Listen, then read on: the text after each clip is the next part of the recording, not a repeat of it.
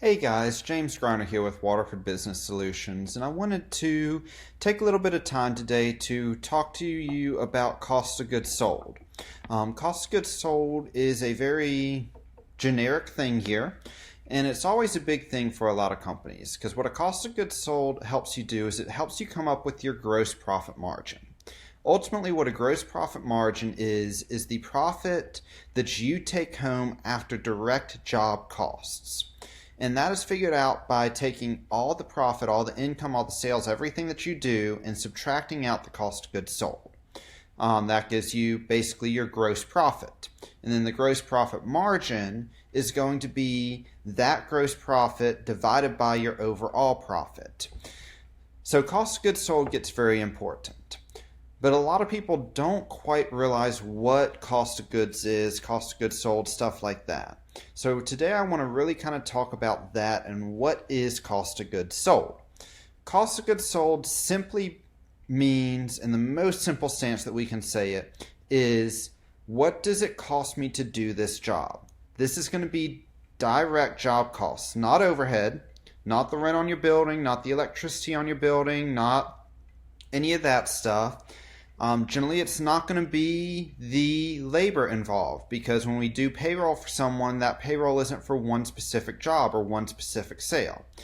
Now, since we're looking at specifically home service industries and contractors and stuff like that, labor can sometimes be more of a cost of goods sold because a week worth of payroll could be for one specific job. But that really goes more into job costing, not per se cost of goods sold here. So keep that in mind. Cost of goods sold is going to be materials, items, expenses, stuff like that specifically for a job. In a generic sense, and I'm going to use this example even though it's not perfect for home service businesses, but in a generic sense, if you go into a store and you go up and you say you want to go ahead and buy a new shirt, well, that shirt costs that business money to buy. So the cost to make that sale, the cost to buy that good would be a cost of goods sold for that business. Now, the expense on the building that it's housed in, the expense on the rack that it's held on, the expense on the employee ringing up the sale, the expense on the electricity on that sale, that doesn't count. It's just that piece of clothing that you purchased because that is directly related to what that cost is. So when we're in retail, when we're in restaurants, it's fairly straightforward. What was my expense to make this sale? Now, when we get into home service businesses, it gets a little bit more complicated here. And the reason it gets more complicated is we don't always have that. While we have generic things here and we have base stuff set up, we don't have someone coming in and buying this one shirt. They're coming in and they're buying rewire for the entire house. Or they're buying plumbing for the entire house, or plumbing for a shower. Or they're buying a new duct system for the house, or a new HVAC unit. Stuff like that, we tend to buy in bulk. You buy a lot of PVC pipe. You buy a lot of wire at once. You buy a lot of duct work at once because it's cheap. So really, the only way to 100% accurately do cost of goods sold for a home service business is to have very, very specific inventorying methods. And by specific, I mean every time you use 1 foot of pipe, 1 foot of wire, whatever, we put that towards the job. Now, when we're being honest here, that's a little bit ridiculous. It gets overwhelming and you're going to have so much that you're having to track there that it becomes ludicrous to track it. So the way that I like to work with my clients is to break it down simple. What did you buy specifically for this job? What, if you're an HVAC company, what unit, how much should you spend on that unit specifically for this job? What, if you're a plumber, what toilet, what sink, what shower, that stuff did you buy specifically for this job? Because most of the time, we're not going to go out and we're not going to order 50 AC units and just have them sitting in the warehouse waiting to be used. We might have 1 or 2 there, but we don't have 50 there. Most of the time, when a client comes to you to install a new AC unit, to install a new bathroom, to install new light fixtures, we go out and we buy that stuff at that point in time. we're not going to be carrying a bunch of stuff in our warehouse for this. Now, this might not be the case for your business, so this might not work for you. But most businesses that I deal with, that's what we deal with. So what cost of goods sold tends to be that I work with my clients on is going to be specifically for materials that you purchase for that job on their own.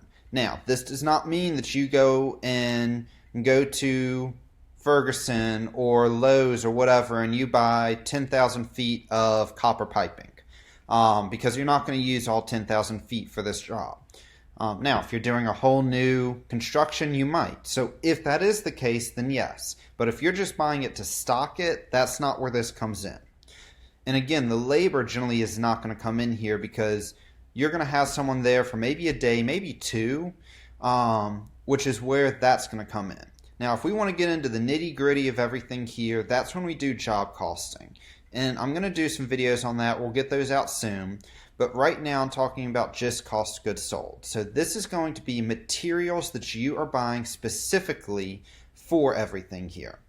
Another thing that I do like to consider for cost of goods sold is going to be credit card processing fees. And it really depends on the credit card processor that you use.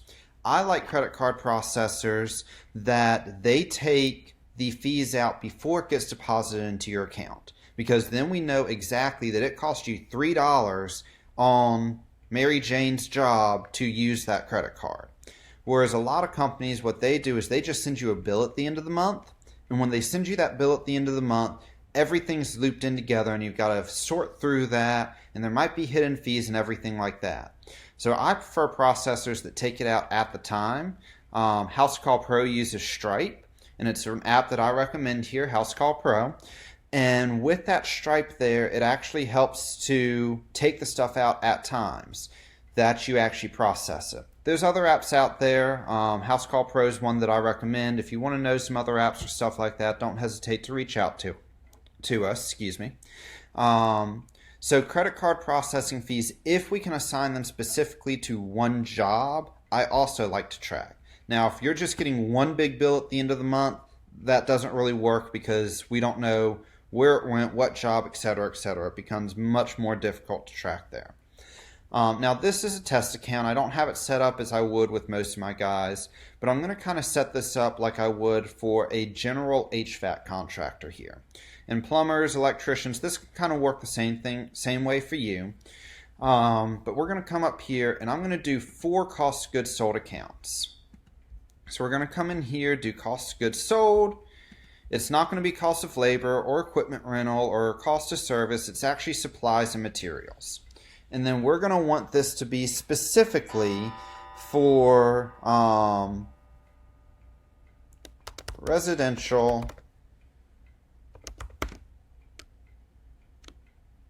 install / change out. So for my HVAC contractors, this is going to be basically you are installing a new unit or replacing an old unit with a new unit. And you're buying that new unit, you're buying those new parts for that unit, stuff like that. But this is new unit installation. For electricians, plumbers, other places out there, this is going to be you're installing a new toilet. You're installing a new shower basin or a shower head or stuff like that. This is going to be install work, not service work. So we're going to save that. Then I'm going to do another account here. Again, cost of goods sold, supplies and materials, and this is going to be residential service. Now, depending on your business, depending on whether you do inventory tracking, everything like that, will depend on how much you use this one. Residential service is going to be like someone calls you out for HVAC work. Maybe their condenser's not working, or their Freon needs to be replaced, or something like that. What we would use this account for is any materials that we buy specifically for that job. So if we figure out they need a new condenser, we got to call up Train and we got to go ahead and order a new condenser specifically for that unit. That's where this would go. What this isn't going to be is Freon's kind of a typical example here. Freon, we buy gallons and gallons and gallons, a bunch of it at a time. And we just kind of use it over time. Unless we're inventory tracking, that purchase wouldn't go here. For our plumbers, other electricians, other contractors out here, residential service is going to be service, like, okay, they blew a fuse or they blew a breaker, something like that. Electricians, contractors, plumbers, they tend to do more install work than service work. Now, a plumber, a perfect example would be, okay, someone's toilet's leaking and you have to replace the flap system in it. That would be service. But stuff like that. So we're going to go ahead and save that. And it doesn't like that because I already have a cost of goods sold called residential service. And the reason I already had that is because I put that in the description field. Sorry. Let's put that in the correct field. And now it will save it. There we go. Now that's working. Now the other thing that I like to do is I like to track my commercial versus my residential. Now this isn't always going to apply to every business. It's really going to depend on the business here. Because it just honestly depends on what you are doing as to whether it's prevalent, whether it works, stuff like that. Because some businesses don't do commercial work at all. Some businesses do a ton of it. So if you do commercial work, this is where this is going to come in. And honestly, just so that I don't babble on and bore you to death, this is going to be exactly like the residential stuff. We're going to have an install and then we're going to have a service side.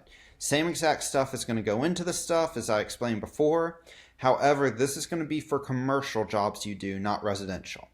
So that's basically an overview of what cost of goods are. It's going to be supplies and more specifically materials that you purchase for a specific job that we can track specifically for that job.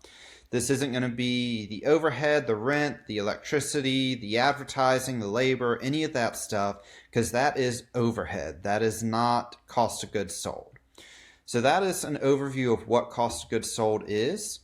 And I'm going to go ahead and keep digging into different areas in the chart of accounts, profit and loss, and balance sheet as we keep going.